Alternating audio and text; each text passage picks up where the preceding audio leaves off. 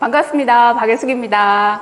오늘 박예숙의 역사 발전기 6번째 시간이고요. 역사 발전기 한번 힘차게 돌려보도록 하겠습니다. 오늘 제가 준비한 주제는요. 문순득이 표류하고 정약전이 쓴 표해시 말입니다. 먼저 강의를 시작하기 전에 제가 일화를 하나 들려드리도록 하겠습니다. 1801년 순조 1년이었습니다. 제주도에 피부가 금으스름한 이방인들이 표류를 해왔습니다. 조정에서는 보유하고 있는 외국어 능력을 총동원을 해서 의사소통을 시도했습니다. 하지만 이들과 대화는 전혀 이루어지지 않았습니다.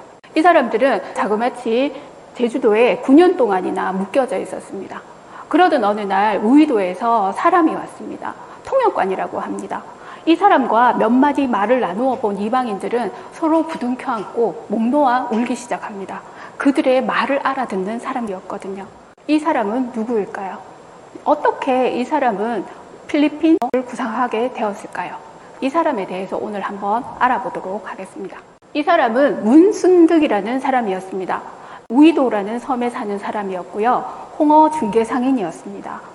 홍어를 직접 잡는 어부는 아니었고요. 잡은 홍어를 사다가 다시 육지로 가져가서 되팔아서 육지에서는 곡식을 사서 다시 섬 사람들에게 되파는 중개상인이었습니다. 이 사람이 사는 곳은 우이도입니다. 흑산도라고도 하고요. 소흑산도 이렇게 말을 하거든요. 흑산도 하면 여러분 뭐가 유명하지 혹시 아십니까?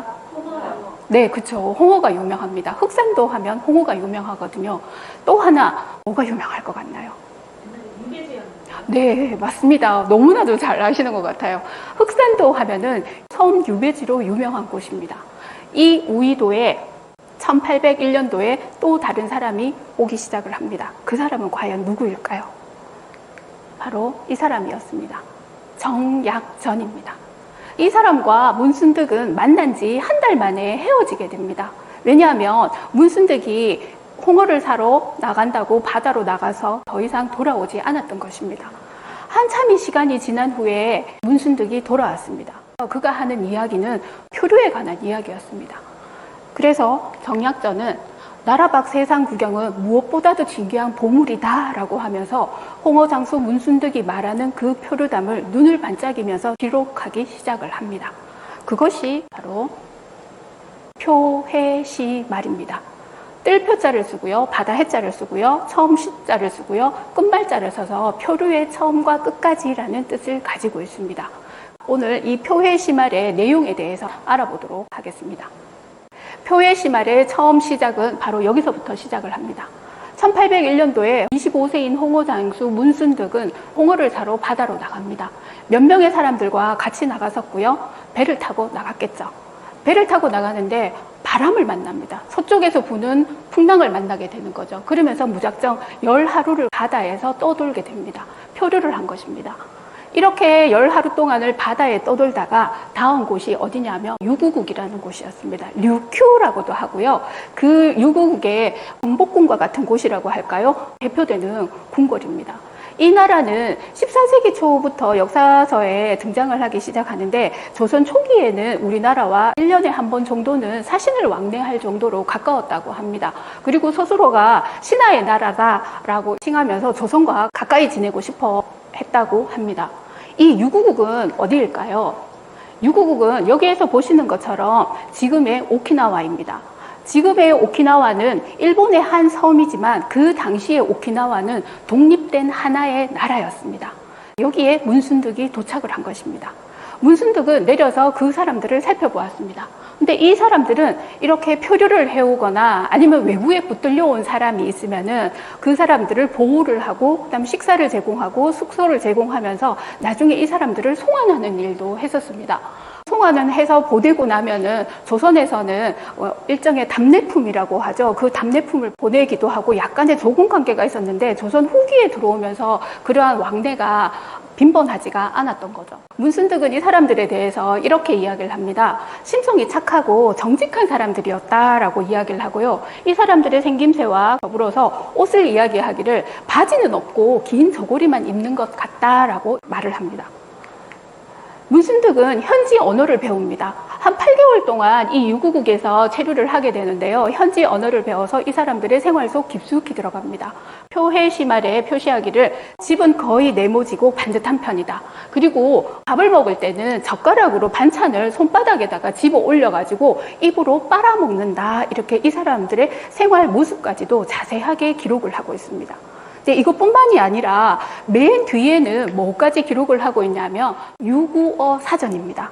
문순득은 현지에서 체류를 하면서 빈둥거리지 않고 이 현지어를 익혔던 거예요. 그래서 자기가 돌아와가지고는 한문과 우리 말의 뜻을 정확하게 기록을 해 놓은 겁니다. 지금으로 말을 하자면 오키나와어 사전이라고 할 수가 있습니다.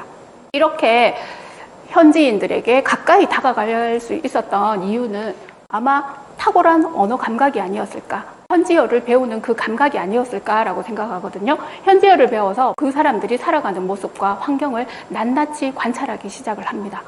그 배운 언어 덕분에 유구국에 정기적으로 중국의 조공선이 온다는 걸 알게 되었고, 그 조공선을 타고 중국으로 가면 조선으로 돌아갈 수 있다는 방법도 알게 되었습니다.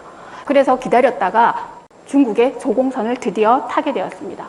중국의 조공선을 타서도 문순득은 가만히 있지 않았습니다. 이 사람은 무엇을 하는 사람인가요? 네, 홍어를 갖다가 사고 파는 중개상인이기도 하지만 배를 이용해서 다니는 사람이거든요. 일명 바닷사람이거든요. 그래서 중국의 조공선을 타고 올 때도 이 선박을 아주 면밀하게 관찰을 합니다. 관찰을 하고 좋은 기술이 있으면 이것을 응용할 수 있지 않을까라고 생각을 하고 관찰을 하게 되고요. 이것은 실제 이 사람이 돌아와서 구술을 함으로 인해 가지고 문곡선설이라는 새로운 실학설을 탄생시키게 됩니다. 이렇게 조공선을 타고 자기가 되돌아가는 길인데 과연 이 사람은 조선으로 되돌아왔을까요? 되돌아왔을까요, 여러분? 네, 조선으로 돌아오지 못합니다. 중국으로 가지 못했던 거죠. 가는 길에 또다시 표류를 하게 됩니다. 또다시 바람에 밀려서 그 망망대해를 떠돌게 되고요. 중국에는 다 보지도 못하고 흘러가기만 합니다. 이렇게 해서 한 열흘 넘게를 바다에 떠돌다가 닿은 곳이 있습니다. 그곳은 바로 여송국이라는 곳이었습니다. 류큐보다도 더 더운 곳이었고요. 피부가 거무스름한 사람들이 살고 있었습니다. 이렇게 여송국에 내려서 이 사람들은 사람들을 보냅니다. 근데 육지로 물을 깃기 위해서 사람을 보내놨더니 그 절반의 사람만 돌아온 거예요.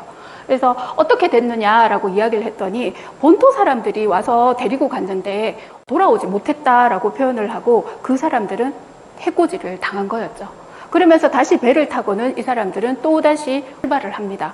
한 13일 정도를 더 갔었고요. 여송의 동북에는 다스섬이 있다 이렇게 말을 합니다. 거기에서도 풍속을 알지 못해서 함부로 내리지를 못하는 거예요. 그 사람들이 자기네들을 해코지하지 않을까라는 그러한 두려움 때문에 배에서 함부로 내리지를 못하고 있었던 겁니다. 그렇게 해서 다니다가 이 사람들이 내린 곳이 어디였냐면 바로 일로미라는 곳입니다. 참고로 여성국은 지금의 필리핀을 말하는 거고요. 표해 시말에서는 말리라는 여성의 지명으로 일루미와는 사흘 노정으로 복건인 3,000호가 살고 있다 이렇게 이야기를 합니다.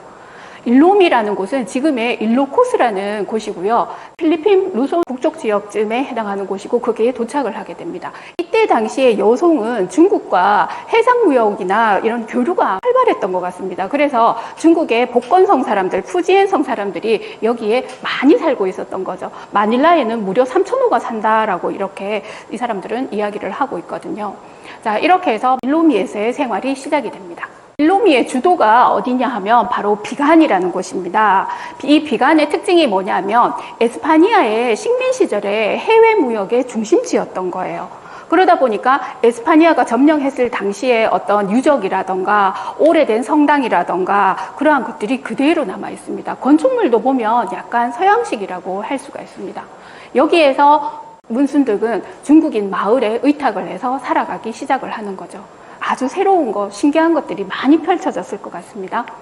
문순득이 입을 벌어지게 한 것은 바로 이거였습니다. 세인트 폴 대성당이었습니다. 이 성당에 들어가서 보니 너무나도 웅장하게 아름다운 장식품들이 있는 겁니다. 이 성당을 문순득은 어떻게 표시를 하냐면 기도를 드리고 신을 받드는 신묘다 이렇게 말을 하고요. 이 성당의 종탑 꼭대기에는 뭐가 있냐면 여기에서 보시는 것처럼 닭 모양의 풍향계가 달려 있다고 합니다. 실제 이 당시에 당 모양의 풍량계가 있는 성당은 이 성당밖에 없었다라고 합니다. 웅장함에 입을 다물지 못한 문순득은요, 또 한편으로는 사봉이라는 걸 보면서 고향 생각이 났을 것 같습니다. 이 사봉은 닭싸움이거든요. 필리핀 사람들은 이 닭싸움을 갖다가 대표적인 스포츠로 여긴다라고 이렇게 말을 하거든요. 이 닭싸움을 보면서 고향에서의 닭싸움도 생각이 났을 것이고, 고향에서 하는 닭싸움을 이 모나문 타국에서도 하고 있다니 라면서 신기해하기도 했겠죠. 자, 그런데 문제가 생기기 시작을 합니다. 바로 체류 비용의 문제입니다. 유구국에서는 먹고 자고 마시고 입고 하는 그 모든 비용을 공짜로 제공을 해주고 환대를 해주었습니다. 그런데 필리핀은 달랐습니다. 표류민 스스로가 해결을 해야 됐던 겁니다. 같이 표류를 한 중국인들은, 복권인들은 자기들 마음대로 집과 먹을 것을 여송인들에게 빌려 쓰고 그 비용은 몽땅 유구인에게 떠넘겼다. 그래서 애꿎은 유구인들이 무려 600냥에 달하는 은전을 여송인에게 갚아주었다라고 말을 합니다. 이것은 무슨 말이냐 하면, 같이 표류한 중국 사람들이 같은 복권인들이잖아요. 그러니까 그 사람들에게 먹을 것, 돈, 집 이런 거를 빌려서 쓰는 거예요. 그러면 거기에 있던 복권 사람들은 돈을 내놔라 라고 하는데, 그것을 부담하는 사람들은 유구인이었던 거예요. 그래서 말도 하지 않고 그 사람들에게 마구마구 돈을 빌려 쓰고, 이 유구인들은 어쩔 수 없이 600냥에 달하는 돈을 갚아줘야 됐던 거죠. 그러면 유구인들은 그 체류 비용을 줄이기 위해서 빨리 출발할 수밖에 없습니다. 출발하자라고 했을 때 이 복권인들은 바람의 방향이 맞지 않다, 지금은 때가 아니다 라는 이유로 점점 뒤로 미루기만 합니다. 그러자 유구인들은 아무 말 없이 자기를 따르는 사람들만 데리고 먼저 떠나버립니다. 문순득은 그 일행이 6명이었는데 작은 아버지와 일행들은 그 배를 타고 같이 가버리게 되는 거예요. 이렇게 되자 문순득과 김옥문이라는 아이가 남겨지게 된 거죠. 홀로 남겨져서 자기가 데리고 있던 아이까지도 자기가 돌봐야 하는 그러한 상황이었던 거죠. 작은 아버지와의 이별로 인해서 이 사람이 홀로 남겨진 그 심정은 어떠했겠습니까? 그것도 내가 살아보지 못한 머나먼 타국이거든요. 문순득은 여기에서 살아야 됐습니다. 그렇게 하기 위해서는 자기 스스로가 돈을 벌어야 됐었는데요. 어떡하냐면 필리핀에 있는 여성국 사람들은 연날리기를 좋아한다고 합니다. 그런데 그 연날리기에 이용하는 끈은 꼬아서 쓰는 거를 몰랐던 거죠. 우리나라에는 뭐가 있을까요? 새끼줄을 꼬아서 쓰거든요. 그래서 이 노끈을 사다가 꼬아서 이 여성인들에게 판매를 하고 돈을 벌었다라고 합니다. 그것으로 생계를 유지했던 거죠. 같이 있었던 김옥문이라는 아이는 날마다 뗄나무를 베어다가 팔아서 여송에서 지냈던 겁니다. 고달픈 여성살이였을 거라고 생각을 하거든요. 그러면서 문순득은 현지어를 익힙니다. 그리고는 집이라든가 나무라든가 이 사람들의 전통이라든가 풍습이라든가 이러한 거를 낱낱이 기록을 했던 거죠. 그래서 표해시말은 필리핀의 전통문화 백과사전이라고 할 수가 있습니다. 이렇게 백과사전을 기록할 수 있을 만큼, 이 사람들의 전통과 문화, 언어까지 기록을 할 수 있을 만큼 이 사람은 이 사람들 생활 가까이에 갔다라고 할 수가 있습니다. 제가 봤을 때 문순득은 아마 탁월한 언어 감각이 있었지 않았나 생각을 합니다. 이 언어 감각을 가지고 자기가 살 길을 찾아섰고, 이 언어 감각으로 인해서 그쪽에서 힘들지 않게 그래도 버틸 수가 있었던 겁니다. 이 탁월한 언어 감각은 문순득에게 돌아오는 길을 열어줍니다. 어느 날 장터에 나갔더니 돌아가는 길이 열린 겁니다. 그 길은 바로 마카오였습니다. 장터에서는 광둥성으로 가는 중국 상선이 드나든다고 합니다.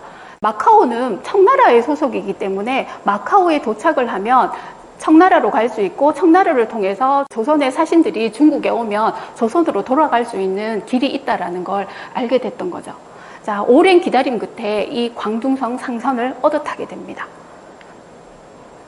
광둥성 상선을 얻어 탔을 때 문순득은 그냥 탔을 것 같습니까? 아니면은 일정한 대가를 지불했을 것 같습니까? 표류민이거든요. 네.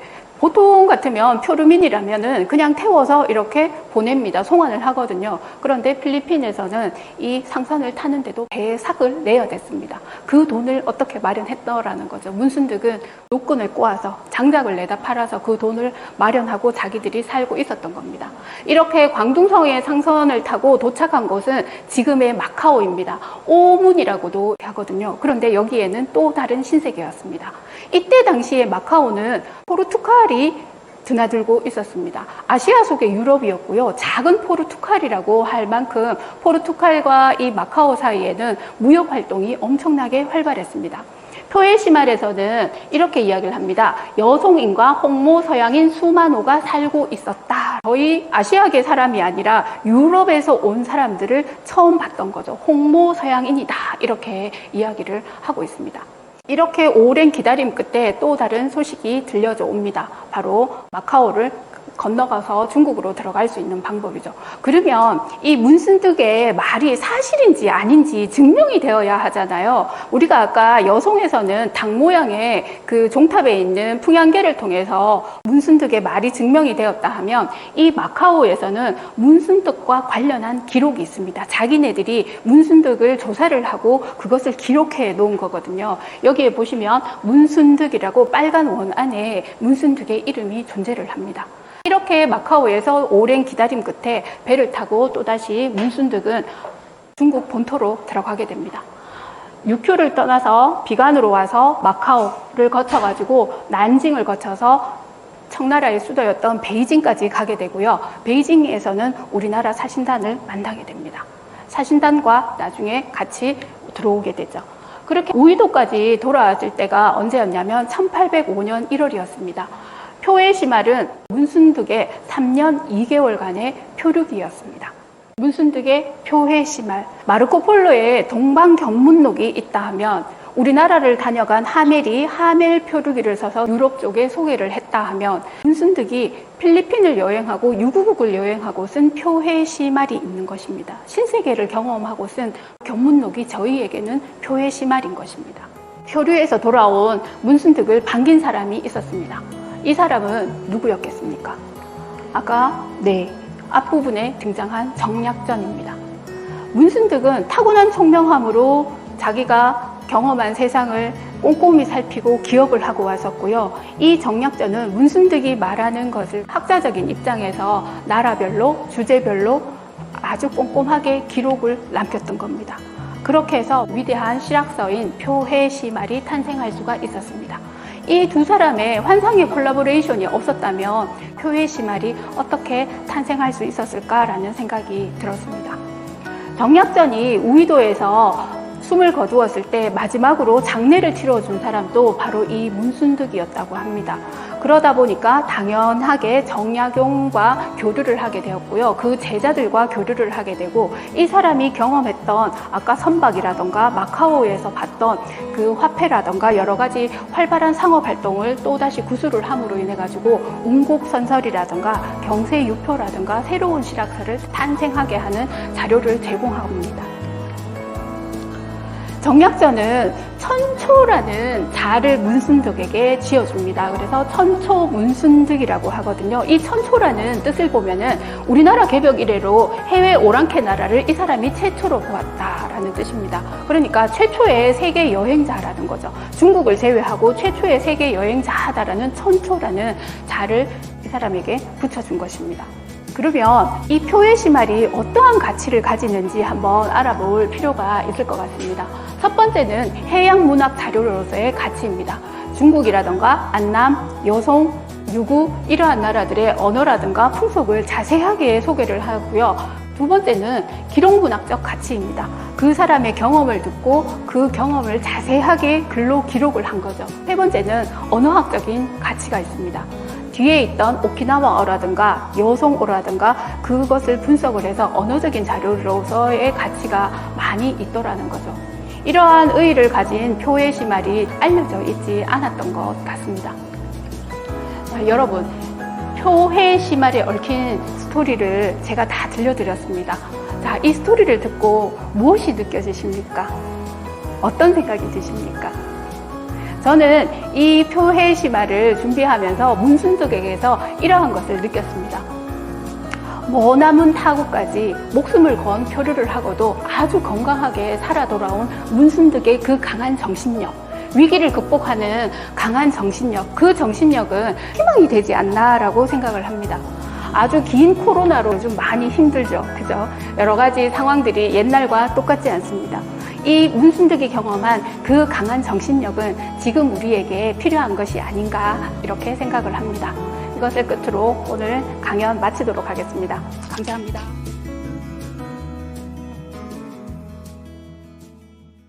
이 사람들은 조정에서 당연히 다시죠. 다시 반갑습니다. 이 사람은 정부로부터 이 사람부터 다시 시작할게요. 알겠습니다. 한 거 없는 것 같은데.